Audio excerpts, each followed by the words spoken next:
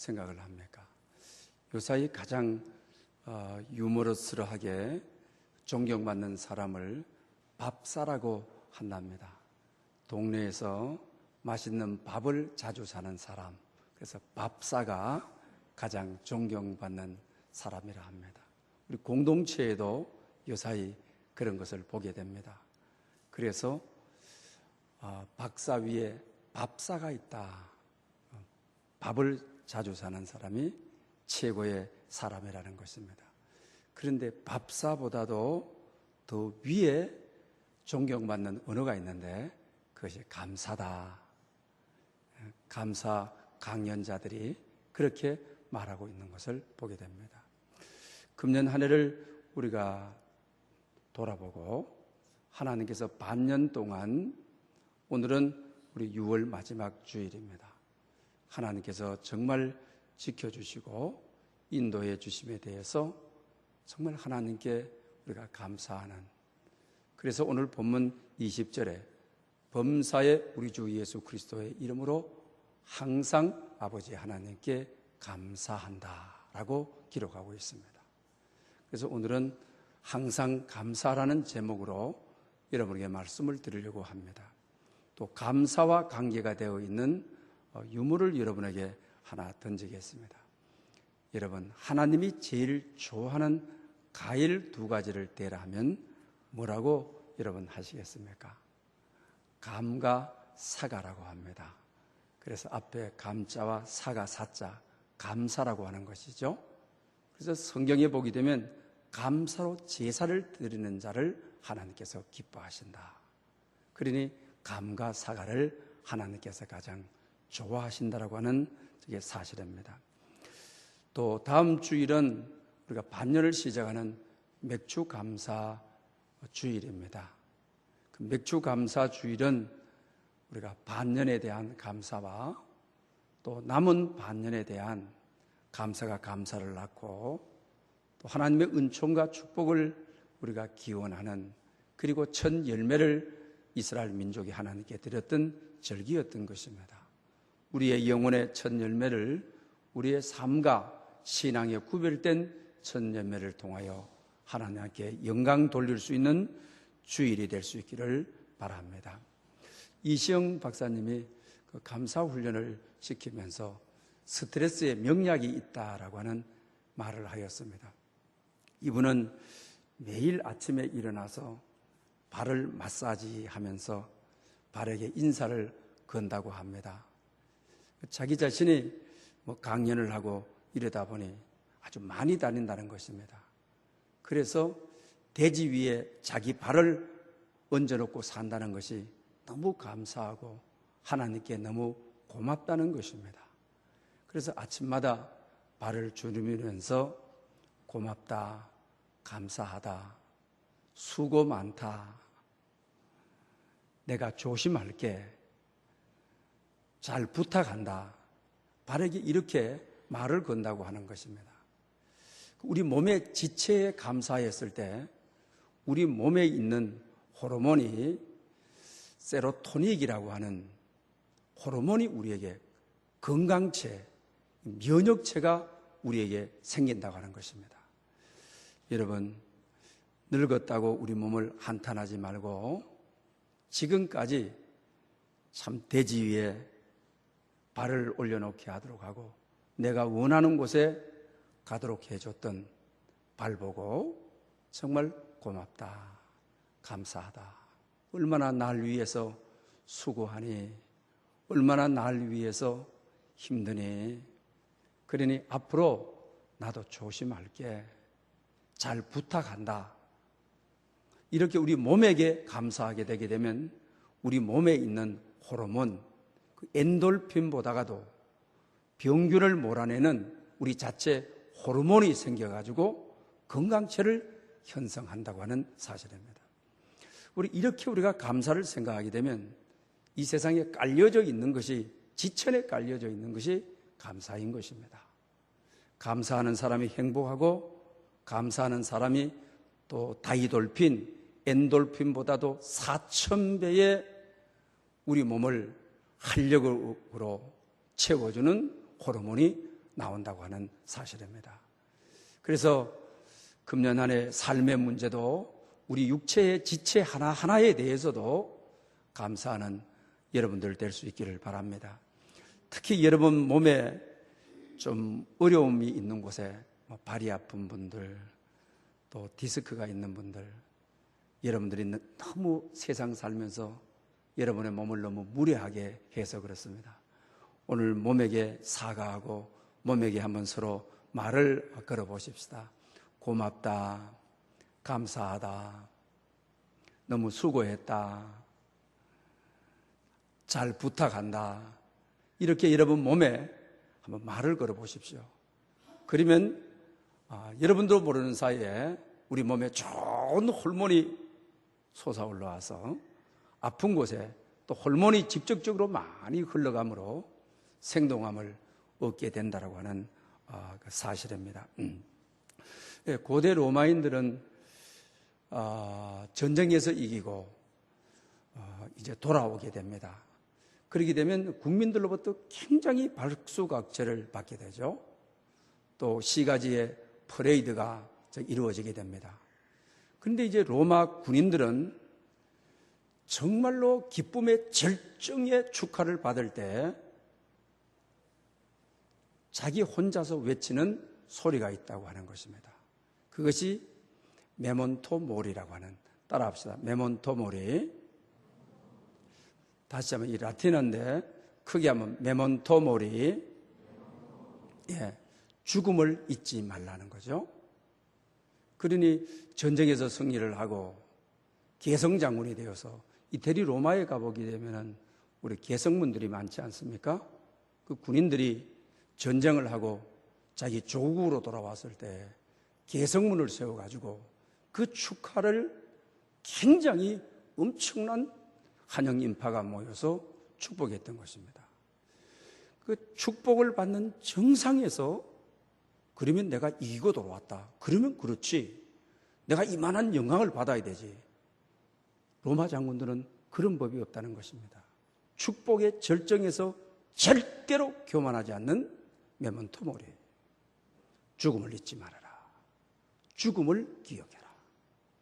그러니 최고의 축복의 자리에서 그만 떨고 또 교만하고 이르지 않다고 하는 것입니다. 또 교만에 도취되어 가지고 축복에 도취되어 가지고 장군이 판단을 흐리게 하지 않는다는 것입니다. 메몬토 모리 하면서 바른 판단을 내리게 된다고 하는 것입니다. 여러분, 정말 우리 인생에 죽음이 있다는 것을 알고 살아가면 오늘 어떻게 살아가야 될까에 대한 답이 나오도록 되어 있습니다. 갈등 관계 속에서 또 힘들게 살아가는 속에서 죽음이 있다라고 알고 살아가게 되면, 이걸 확신하고 살아가게 되면 오늘 내가 어떻게 판단해야 되고 내가 어떻게 행해야 될지 인생의 답은 거기에 있는 것입니다. 프랑스에 가게 되면 스트라부르스크라고 하는 교회가 있습니다. 근데 그 교회 이 제단은 대부분 고대 이제 제단은 우리가 뒤편에 있지 않습니까? 십자가 바로 밑에 있습니다. 우리 개신교는 성찬상이 이렇게 앞에 있습니다만, 그런데 우리는 지금 저 성찬상에 뭐가 있습니까? 지구가 있습니다. 이 지구는 하나님께로 다 돌아와야 될 대상이고 구원의 대상이고, 하나님께서 이 지구를 하나님께서 창조하셨습니다. 그러나 그들은 해골이라고 하는 것입니다. 제단상이 해골이다. 이러면 어떻게 생각하십니까? 야, 교회에 와가지고 저 강대상의 심볼이 해골입니다. 상당히 이것은 의미 있는 것입니다. 예배 드리러 와서 우리가 교만하지 않고 자만하지 않고 정말로 하나님께 바른 예배를 드리고 나도 언젠가는 이렇게 된다. 나도 언젠가는 죽는다. 그러니 이 순간 오늘 본문이 말하는 대로 어떻게 행할 것을 주의하여 세월을 아껴라. 때가 가까우니라. 미련한 자가 되지 말고 지혜로운 자가 되라. 예배드리러 와서 내가 저렇게 되기 전에 영과 진리로 예배드리자. 정말 하나님의 임재가 있는 예배를 드리자. 나를 내려놓고 나를 십자가에 못 박고 정말 주님이 받으시는 나를 희생하는 그런 예배를 드리자.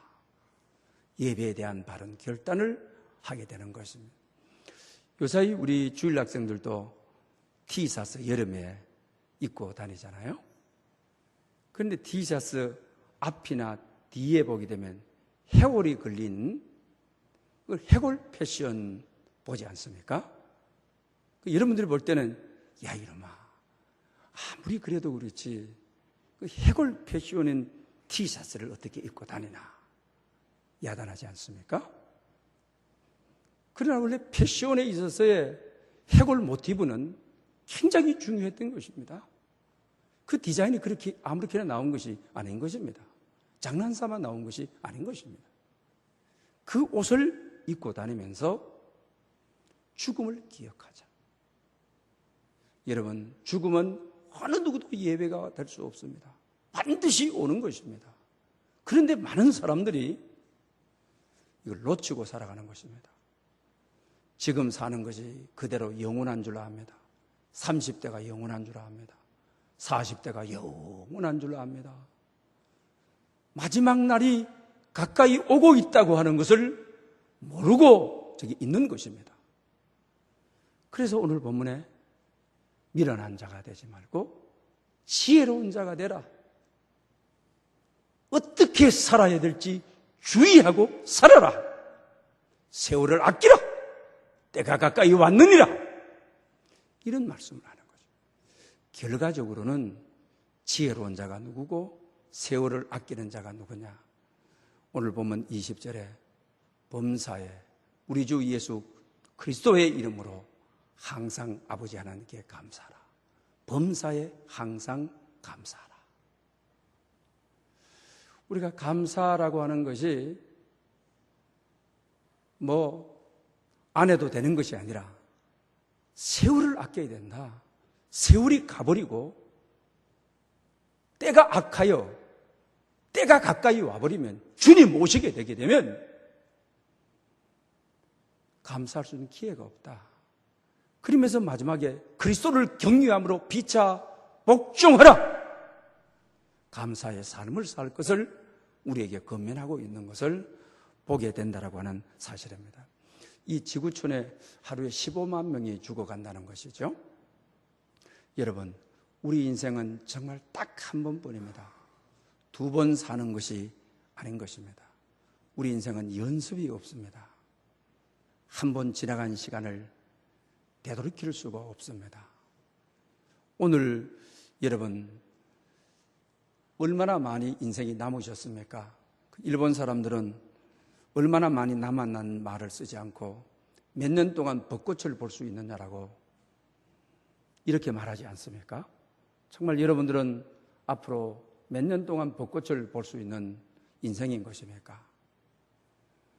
우리가 죽음을 생각한다고 한다면은 정말로 오늘 우리가 이 시점에 있어서 어떻게 살아야 되느냐.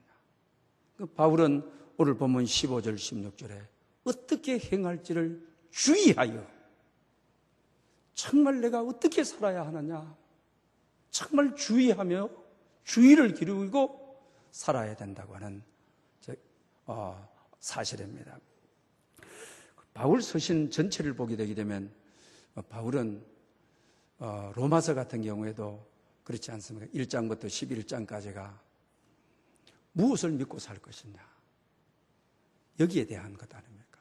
그 다음에 12장부터는 이것을 믿는 믿음의 내용이 있는 당신은 어떻게 살 것이냐. 반드시 어떻게 살 것이냐라고 답을 주고 있지를 않습니까? 오늘 에베소서 말씀도 마찬가지입니다. 전반부에는 구원의 도리를 설명을 합니다. 복음이 무엇이고 구원의 내용이 무엇이고 이것을 당신은 믿고 살아가는 것이다. 이것을 믿는 당신은 어떻게 살아야 되는지 삶에 대한 답을 주겠다. 이렇게 오늘 본문은 말하고 있지 않습니까? 그러면서 오늘 본문에 어떻게 행해야 될지, 어떻게 살아야 될지 거기에 대한 우리에게 답을 주고 있는 것을 보게 됩니다. 여러분, 세상에서도 어떻게 살아야 될지 애들 초등학교 보내게 되면 바른 생활이라고 해가지고 어떻게 살아가야 되느냐. 너희들 지금까지 부모 밑에 있다가 학교에 들어와가지고 어떻게 살아야 되느냐. 바른 생활을 우리가 가르치지 않습니까? 이것을 우리는 윤리학이라고 말하지 않습니까? 그리고 윤리학의 대부분 공통점은 우리가 공통의 이익을 추구하는 가치관을 가르치는 것입니다. 그 가치관은 우리 기독교도 공유하고 불교도 공유하고 소크라테스도 공유하고 서로 사랑하라. 그리고 서로 이해해라.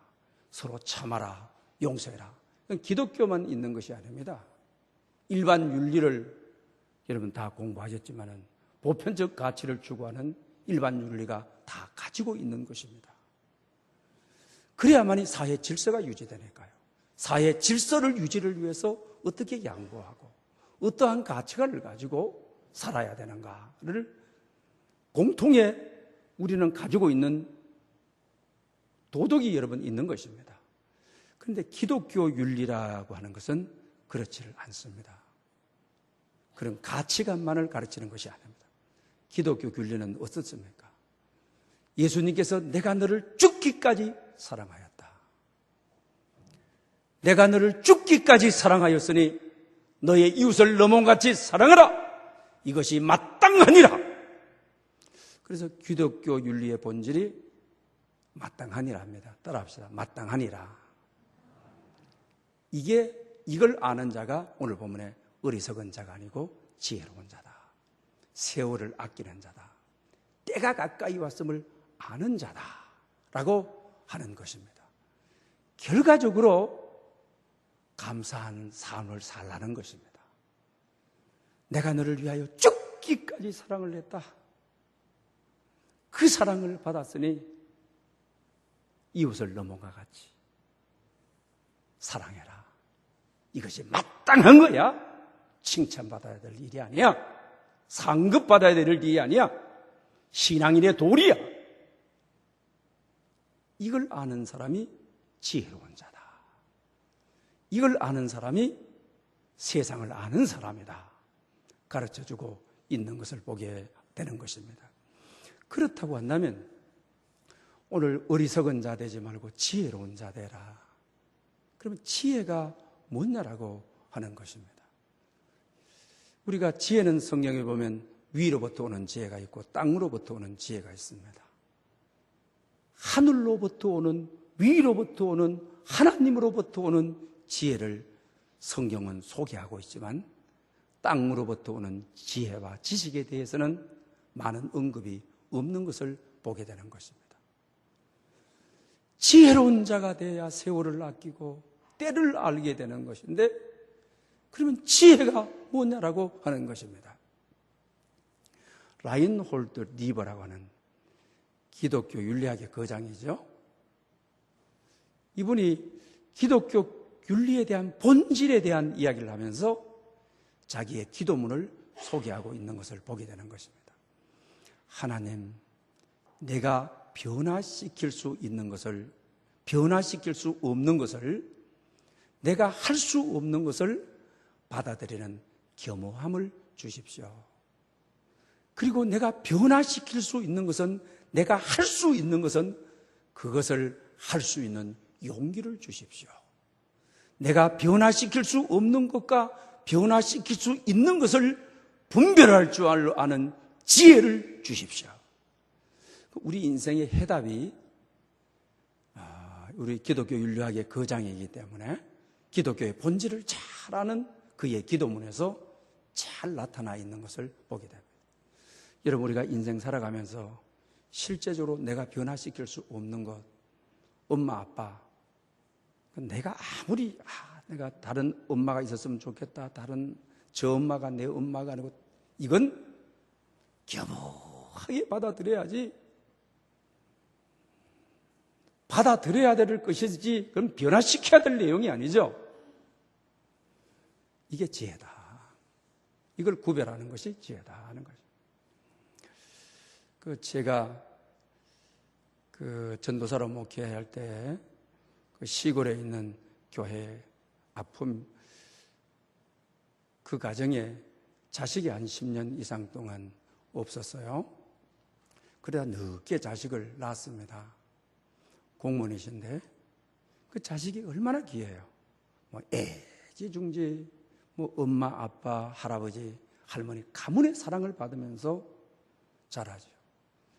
지금은 병원이 아주 문턱이 마음대로 드나들 수 있고 그 다음 119 부르면 막 즉시 오고 하지만 30년 전만 해도 정말 병원 문턱이 높았습니다.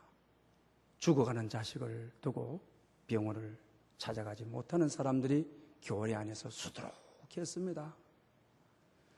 그런데 간밤에 열이 부글부글 끓어오를 때만은 손쓸 겨를도 없이 애기가 눈을 감아버리는 거예요. 아무리 흔들어도 안 되는 겁니다. 엄마 아빠는 받아들일 수가 없는 것입니다. 어떻게 놓은 자식인데, 어떻게 기다렸던 자식인데 방에 불을 다, 옛날에는 좀 연탄불 때 했습니다. 끄고 위에다가 놓고 아침에 두 부부가 분명히 깰 줄 믿고 다음 날 또 분명히 깰 줄 믿고, 그런데 아기 몸에 이상이 오는 것을 알고 안 되겠다 해서 또 산에 갔다가 묻지 않고 집 뒤뜰에다가 파서 예쁘게 공간을 만들고 이불을 깔고 죽은 아기를 놓고 내일 아침이면 일어날 거야. 다음 아침이면 일어날 거야.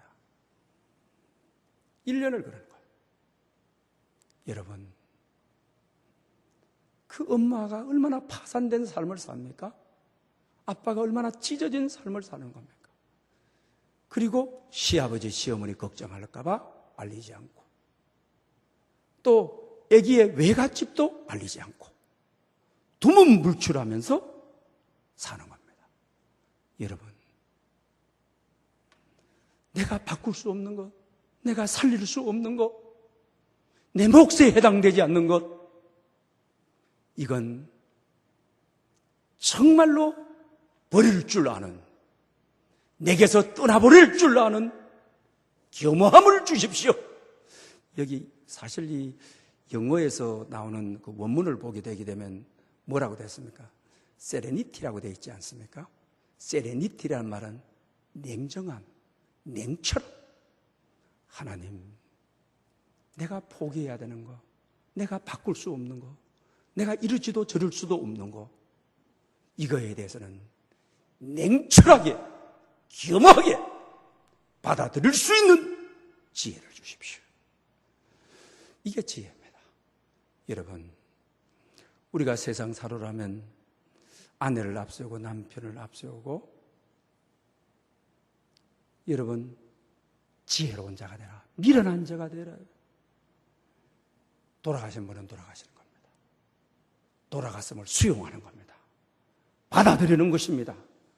그러면서 오늘 본문이 말하는 대로 어떻게 행해야 될지, 지금으로서 내가 어떻게 살아야 될지 주의 깊게 살아라.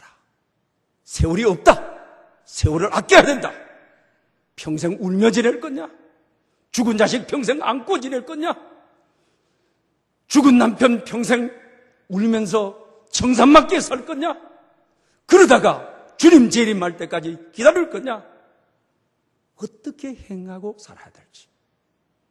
세상 살아갈 때 아픔이지만, 고통이지만, 상실이 너무 크지만은 내 손에 두고 내 마음에 담고 있고 싶지만, 내가 어쩔 수 없는 것, 내가 할 수 없는 것, 내가 체인지할 수 없는 것, 변화시킬 수 없는 것, 받아들이는 겸함을 주십시오. 냉철함을 주십시오. 이걸 구별할 줄 아는 지혜가 세월을 아끼는 사람이에요.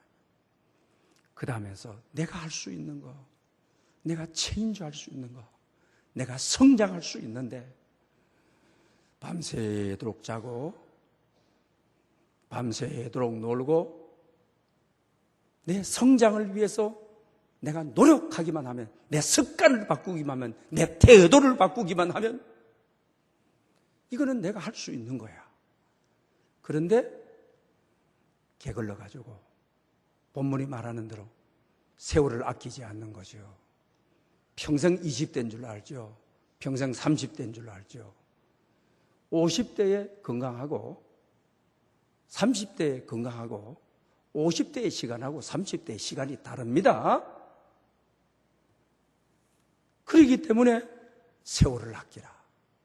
내 나이에 걸맞게 내 나이를 계수할 줄 알면서 변화시킬 수 있는 것은 희생을 하더라도, 잠을 못 자더라도, 고통이 동반하더라도 이것을 변화시킬 수 있는, 이것을 할 수 있는 용기를 주십시오. 이게 지혜입니다. 대부분 인생의 마지막에 후회하는 것이 도전하지 않는 것을 후회하게 되는 것이죠. 왜? 도전할 용기가 없어서 그랬습니다. 우리 운동선수들 어떻습니까, 여러분? 여자들 분들도 다른 분야에 일하는 분들의 기본이 바로 여러분 뭡니까? 활을 쏘고 뭘 하고 해도 그거 보십시오. 모래주머니를 이 발에다가 걸고, 모래주머니 엄청난 걸 양쪽 발에 걸고, 야산 감독이, 그죠? 뛰도록 그냥 몸에 근력을 기르게 하기 위한 거죠. 이걸 할 수 있는 용기가 없으면, 자기의 육체의 건강을 뛰어넘는, 변화시킬 수 있는 용기가 없으면 선수가 될 수 없습니다. 그걸 할 수 있는 용기를 주십시오. 내가 할 수 있는 일에 대해서는 나를 변화시키고 도약시키고 성장시키는 일에 있어서 내가 어떤 희생과 도전을 감수하더라도 할 수 있는 용기를 주십시오. 이게 지혜. 그 다음에 마지막으로 이럽니다. 하나님이 이 둘을 구별할 줄 아는, 내가 할 수 없는 일은 그대로 받아들이는, 그리고 할 수 있는 일은 어떤 일이 있어도 할 수 있는, 이 양자를 구별할 수 있는 지혜를 주십시오. 이렇게 말하고 있는 것을 보게 돼. 이게 바로 지혜로운 자인 것입니다. 세월을 아끼는 자인 것입니다. 세월이 악하다라고 하는 말은 때가 가까이 왔다라고 하는 것입니다. 때가 가까이 왔을 때 후회하지 않는 삶을 살아가기 위해서 오늘 본문은 내가 지금 살아가면서 어떻게 행해야 될지, 어떻게 살아야 될지 지혜를 주십시오. 미련하지 않게 해주십시오. 세월이 항상 나를 기다려주는 것이 아니기 때문에 내가 세월을 알아야 되겠습니다. 세월을 아껴야 되겠습니다. 이렇게 고백하고 있는 것을 보게 된다고 하는 사실입니다. 시편 90편 12절에 보게 되게 되면 그러죠? 우리 날 계수함을 가르쳐사 지혜로운 마음을 얻게 해 주십시오. 여러분, 자기 나이를 셀 줄 안다. 우리 날 계수함을 가르쳐달라. 내 나이가 몇 살이다. 많은 사람들이 자기 나이를 모릅니다. 80이 됐는데도 30대 꿈꾸고 말이에요. 그죠? 40대 하던 이야기하고, 그러다가 어느 날 눈 감으셨다고 그러더라고요. 자기 나이를, 그래서 시인은 그럽니다. 하나님, 내 나이를 알게 해 주십시오. 내 나이를 좀 계산할 줄 알게 해 주십시오.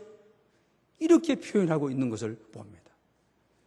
지혜로운 사람은 자기 나이를 정확하게 계산하는 사람이라고 하는 것입니다. 자기 나이를 아는 사람이라고 하는 것입니다.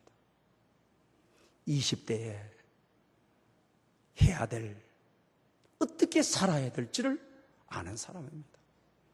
60대에 가서 오늘 본문이 어떻게 행해야 될지를, 어떻게 살아야 될지를 정확한 대답을 가지고 있는 사람이 지혜로운 자인 것입니다. 그런데 60대에 가서 애들 하는 짓이나 하고 20대 할아버지 하는 일들이나 하고 이러다가 결국 세월을 놓쳐버리는 것 아닙니까?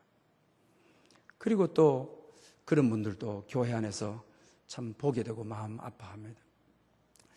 남편은 살려놓고 정말 중병에서 큰 사고에서 살려놓고 그 남편을 지극정성해서 정말 병원에서 간호하고 그리고 자기에게 감기 몸살 같은 증세가 와서 병원에 가니까 치장암 말기입니다.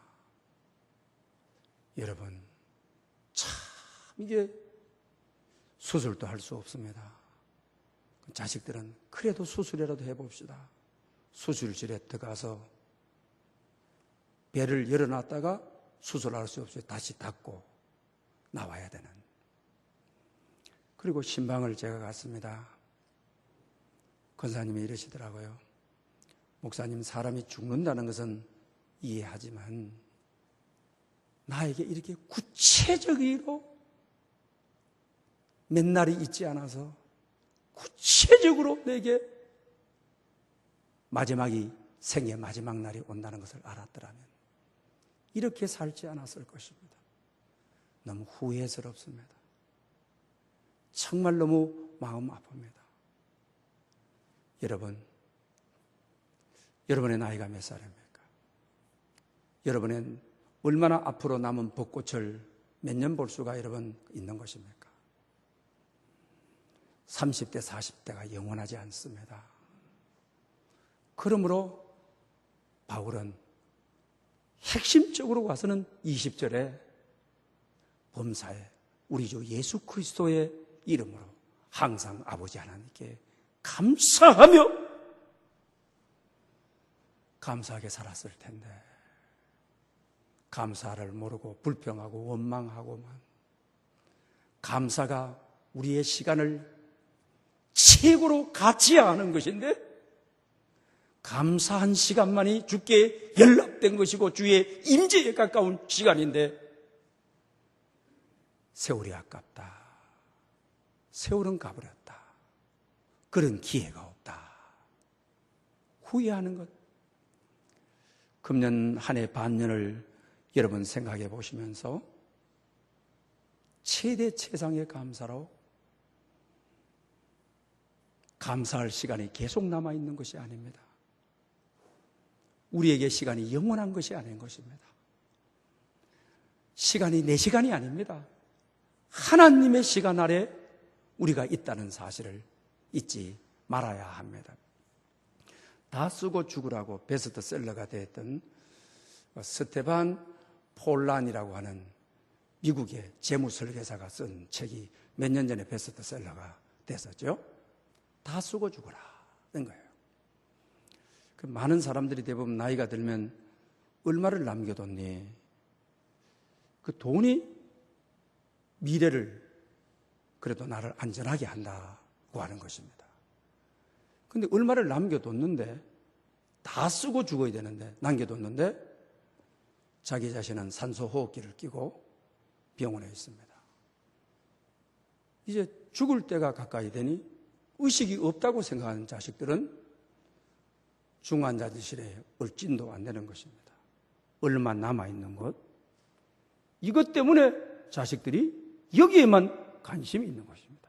마지막 순간 이것이 누구에게 될 것인가에 대한 심적인 전쟁이 시작되어서 부모가 산소호흡기를 뽑든 말든 장례식에 누가 오든 말든 장례식이 싸움이 되고 자식 한 명 진심으로 나를 애도하고 마지막 가는 길을 진심으로 기도해 주는 자식 한 명 없고 남겨두지 말아라.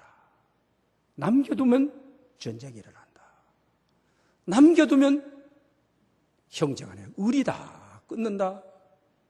다 쓰고 죽으라. 책 제목이 이상하지 않습니까, 여러분? 좀 선뜻하지 않습니까? 그러나 그건 진실이었습니다. 그건 사실이었다라고 하는 사실입니다. 여러분, 이 사실을 우리는 잘 알아요. 우리가 주위에 있는 사람들 봐도, 우리 오래전에 교회 권사님이십니다마는 자식을 여러 명 놔두고 남편이 그만 다른 여자를 만나서 가버렸습니다. 권사님은 평생 동안 돌아가시 직전까지 거의 비밀로 하시고, 저는 남편이 없는 줄 알았습니다. 그 딸 자식을 아현동에서 과일 장사에 가면서, 보따리 장사에 가면서 자식을 길렀습니다. 그리고 이제 가야 될 날이 가까이 오물 자기 자신은 어느 정도 인식을 하게 되는 것입니다.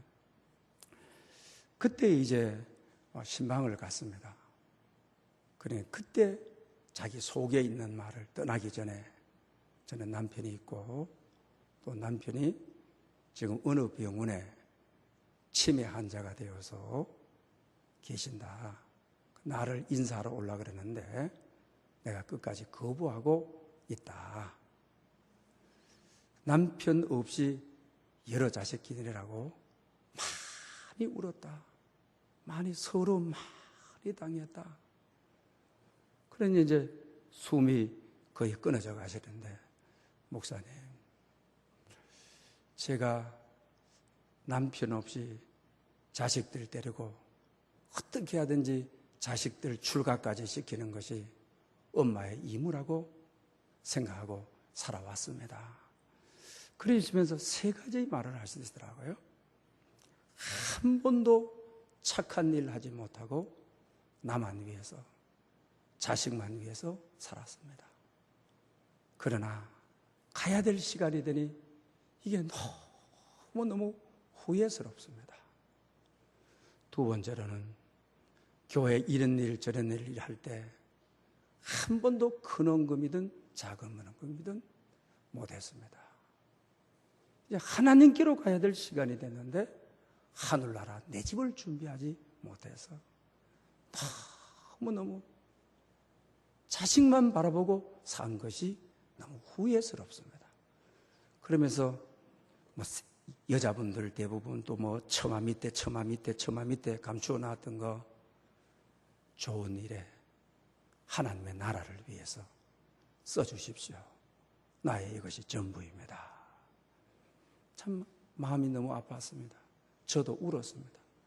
그러면서 또 하나는 한 번도 사람 노릇하지 못하고 살았습니다. 한 번도 시동생들에게도 옷 한 벌 사주지를 못했고, 한 번도 친어머니, 자식들 아니라고 친어머니에게도 찾아가서 남편 없이 사니라고 자식들을 돌보면 다 되는 줄 알고, 시아버지 시어머니에게도 명절이 되든 뭐가 되든 한 번도 사람답게 살지 못한 것이 후회스럽습니다. 핵심은 뭡니까, 여러분? 세월이 마감이 됐습니다. 이제 내 인생의 마지막 날이 다가오고 있습니다. 지혜롭게 못 살았다는 것입니다. 미련하게 살았다는 것입니다. 세월을 아낄래야 세월이 아낄 수 없다는 것입니다. 그런데 때는 와버렸다고 하는 것입니다. 사랑하는 여러분, 여러분은 지혜자가 되십시오. 세월을 아끼십시오. 정말 아무리 어려워도 사람의 도리를 하십시오. 하나님께도 도리를 하십시오. 선한 일을 하십시오. 그래야 내 인생 마지막 날 후회하지 않을 것입니다. 오늘 본문을 가지고 다음 시간에도 1시간 더 말씀을 드리려고 합니다. 우리 날 계수함을 알게 해 주십시오. 남은 시간 동안 감사하는 시간이 우리의 시간을 극대화하는 시간이요, 최대의 가치를 가져가는 시간이요, 남은 시간을 가장 영화롭게 하고 하나님께 가장 가까이 하는 시간이 될 수 있기를 축복합니다. 할렐루야. 영광 받으시기에 합당하신 주님, 은혜를 무한히 감사합니다. 오늘도 아버지 존전에 나와 어떻게 살아야 될지